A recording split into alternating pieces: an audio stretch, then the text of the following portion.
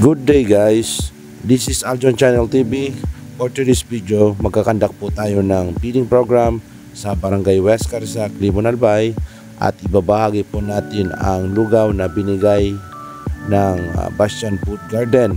Nagpapasalamat po tayo dyan. Siyempre kasama po natin ngayon ang Libon MPS sa pangunahan niya ni Police Captain Victor C. Borjal.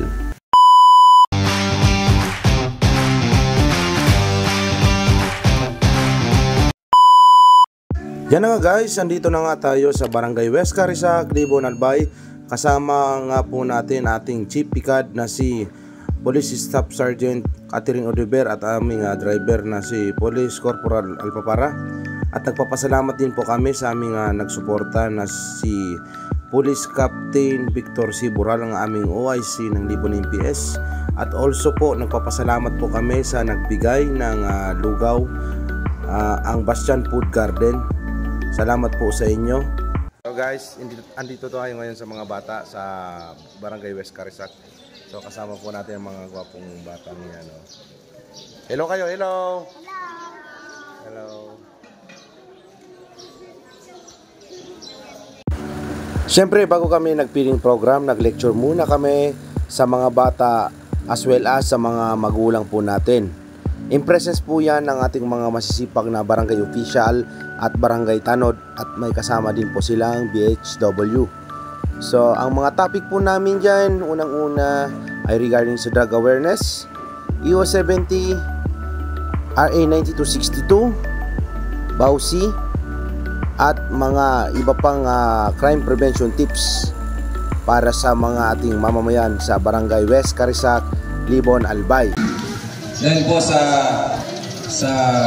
effort ng amin si Ma'am Odiver, tapos siyempre po si COP, sa amin din po. Bilang po sa aming pinakamasipag na OIC, si Police Captain Victor C. Borjal. At andito po kami para magbigay po sa inyo ng konting goto at hindi po kami tinapay at ito. Sana po, hindi lang po ito yung ano na namin activity at payo, pwedeng ranihan pag nagkakagulo, but may ano po kami, aram nyo man po yan, pag nagkakaribo, automatic po yan, daw may pulis kita sa barangay, magtaw po kitang galang sa barangay officials. So, adi po, si Kapitan po, si Chief Tadi. Huwag niyo po isipin ako. Ako po, member man na di sa barangay.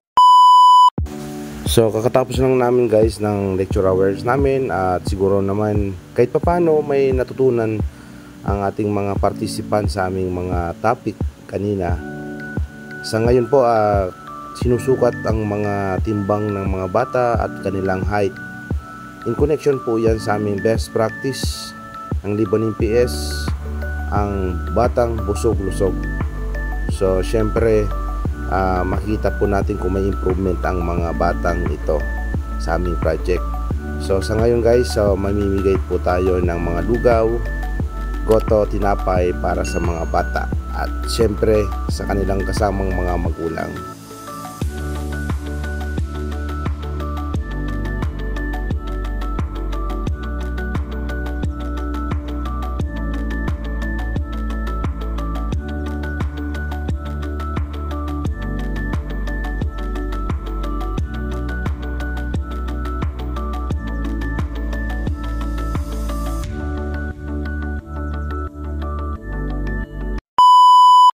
Hello guys, so nagbabalik si Aljon Channel TV. So kasama po natin ngayon ang ating pinakamasipag na barangay kagawad ng Barangay West Carisac. So ma'am, ano po yung sa inyo po impact na mayroong ganito kaming activity, may feeding para sa inyong community? Actually po sir, nabigla rin po kami nung isang kahapon po. Kaya taos puso po namin pasasalamat, even though wala po yung kapitan namin kasi nasa lakbay aral. Ngayon po, sobrang pasasalamat namin na surprise yung Barangay West Carisac na nagkaroon po dito ng feeding program sa mga bata. Kaya lalong-lalo na po sa iyo, sir. Sobrang pasalamat namin sa kasamahan niyo po na kahit papano na priority niyo ang aming barangay. Yun lang pong masasabi ko, salamat talaga po, sir. Sana marami pang susunod na ganito na ginawa ninyong tulong sa aming barangay. Salamat po.